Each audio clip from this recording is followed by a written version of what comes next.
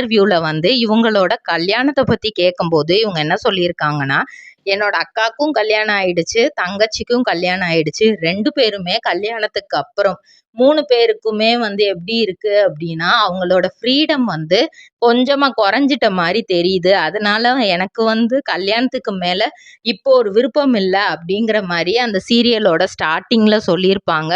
ஆனா, இப்போ அர்த்திகாவுக்கு வந்து திருமணமும் நடந்துருச்சு. திருமணம் நடந்து கொஞ்ச நாள் ஒரு பிரேக் எடுக்கணும் அப்படிங்கிறதுக்காக தான் கார்த்திகை தீபம் சீசன் 2ல வந்து அவங்க வந்து நடிக்க மாட்டேன் அப்படிங்கிற மாரி சொல்லிட்டாங்க. அந்த ஏன்னா மேரேஜ் ஆயிடுச்சு. இதுக்கப்புறம் கொஞ்ச நாள் வந்து அவங்களோட நான் டைம் ஸ்பெண்ட் பண்ணணும் அப்படிங்கிற ஒரு காரணத்துக்காக வந்து அவங்க கொஞ்ச நாள் ஸ்டாப். பாக்கு மட்டை தயாரிக்கும் மிஷின் கிடைக்கும். அதற்கான ரா மெட்டீரியல்ஸையும் வருடம் முழுதும் நாங்களே சப்ளை செய்து வருகிறோம். நீங்கள் செய்யும் தட்டுகளை நாங்களே எடுத்துக்கொள்கிறோம். அதற்கான லோன் வசதியும் செய்து தருகிறோம்.